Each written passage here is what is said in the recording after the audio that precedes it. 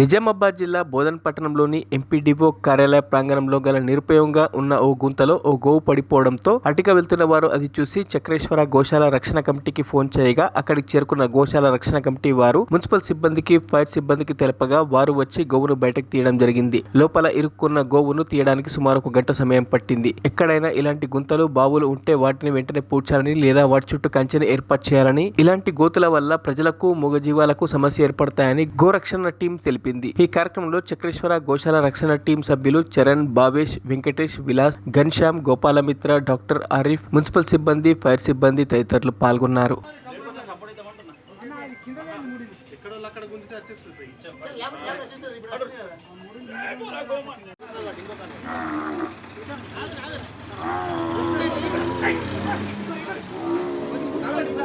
సట్మన్ లేచి ఉరుకుతుంది మన